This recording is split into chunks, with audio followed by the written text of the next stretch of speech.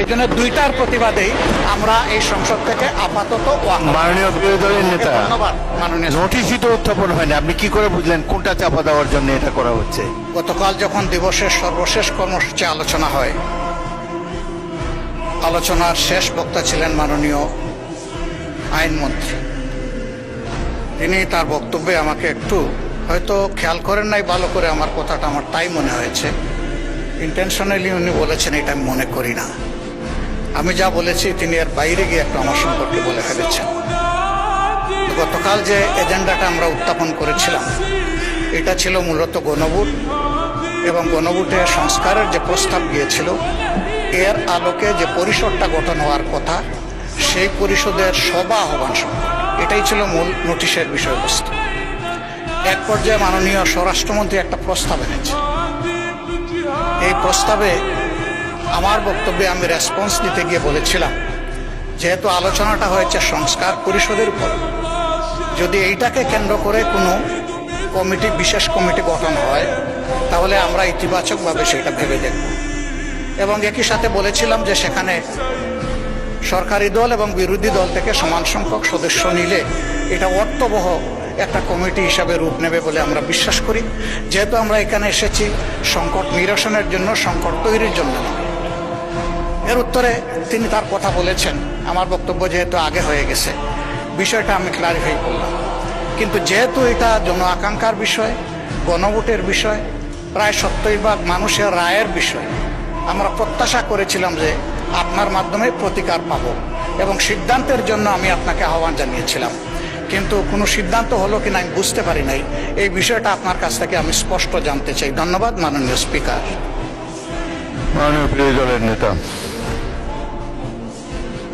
কালকে প্রস্তাবটি ছিল একটি মুলতবি প্রস্তাব। এটি আমার অনুপস্থিতিতে গৃহীত হয়েছিল। বাংলাদেশের 53 বছরের সংসদীয় ইতিহাসে মাত্র 3টি মুলতবি প্রস্তাব গৃহীত হয়েছে। একটি জনাব আনোয়ার হোসেন মঞ্জুর, অপরটি ছিল গ্রেনেড হামলা সম্পর্কিত, আর একটি ছিল নূর ইসলাম মনির কোস্টগার্ড সম্পর্কিত। বছর পর বছর চলে যায়, কোনো মুলতবি প্রস্তাব গৃহীত হয় না সংসদে।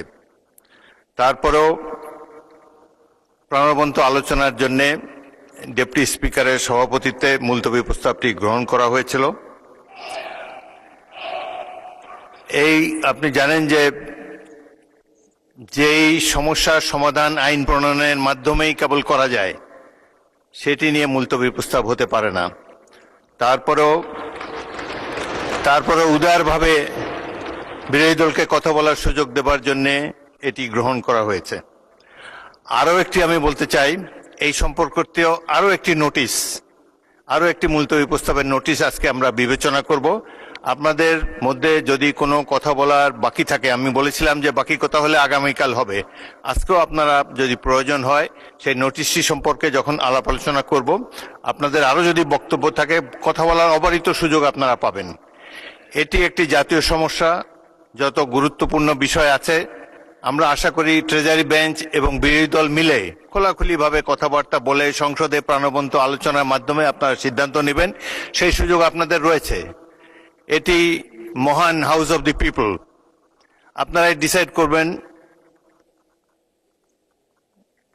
রুলস অফ প্রসিডিওর অনুসারে আমরা যাতে পরিচালিত হতে পারি। তো আমি বলেন। প্রতিকার চেয়েছিলাম। এ বিষয়টা কোনো দলের সাথে সম্পর্কিত না। যে বিষয়টা নির্বাচনের আগে সরকারি দল, বিরোধী দল সবাই একমত হয়েছিলাম, এর সপক্ষে কথাও বলেছি, ক্যাম্পেইন করেছি। আমরা প্রতিকার যে পেলাম না, এতে আমরা না, এতে দেশবাসীর তাদের রায়ের প্রতিফলন হলো না, মূল্যায়ন হলো না। আমরা বিরোধী দলে বসে এই অবমূল্যায়ন আমরা মেনে নিতে পারি না। এই জন্য তার প্রতিবাদে আমরা ওয়াকআউট করছি। মাননীয় বিরোধী দল নেতা, আপনি আমার বক্তব্য তো সম্পূর্ণ করতে দিলেন না। আমি আপনার পুরো বক্তব্য শুনেছি। আপনার ওয়াকআউট করা আপনাদের অধিকার, কিন্তু আমি বলতে চাই যে আজকে একটু পরে আরেকটি মুলতবি প্রস্তাব বিবেচিত হবে। সেখানে আমার মনে হয় যে আপনি আপনাদের প্রশ্নের উত্তর পেয়ে যাবেন এবং সেখানে মন খুলে আপনারা আরো কথা বলতে পারবেন। সুতরাং আমার অনুরোধ হলো আপনারা ওটা শোনেন, তারপরে যদি ওয়াকআউট করতে পারেন প্লিজ ফিল ফ্রি। তবে প্রস্তাবটির ভাগ্য কি নির্ধারণ হয় সেটি আপনি দেখার জন্য একটু অপেক্ষা করে দেখতে পারেন। বিরোধী দলের নেতাকে মাইক দেন। হ্যাঁ, ওই নোটিশটাও আমাদের নজরে আগে কিছুটা এসেছে এবং আমরা মনে করি যে মূল নোটিশকে চাপা দেওয়ার জন্য ওই নোটিশটা সামনে আনা হয়েছে। এই জন্য দুইটার প্রতিবাদেই আমরা এই সংসদ থেকে আপাতত মাননীয় বিরোধী দলের নেতা, ধন্যবাদ মাননীয় নোটিশই তো উত্থাপন হয়নি, আপনি কি করে বুঝলেন কোনটা চাপা দেওয়ার জন্য এটা করা হচ্ছে? আমি অনুরোধ করছি একটু ধৈর্য ধরে অপেক্ষা করেন, নোটিশের বিষয়বস্তু শুনেন, তারপরে আপনারা ফিল ফ্রি টু মাননীয় ওয়াক আউট। স্পিকার, আপনার অ্যাবসেন্সে এই হাউসে এই নোটিশটা পড়া হয়েছে, সংশ্লিষ্ট সদস্য এটা পড়েছেন, আমরা শুনেছি। এই জন্য আমরা বুঝে শুনেই বলছি যে এই দুই কারণেই আমরা এখন ওয়াক আউট করছি। আপনাকে ধন্যবাদ। নিশ্চয়ই সংসদীয় রীতি অনুযায়ী আপনারা ওয়াক আউট করতে পারেন, ফিল ফ্রি। ধন্যবাদ।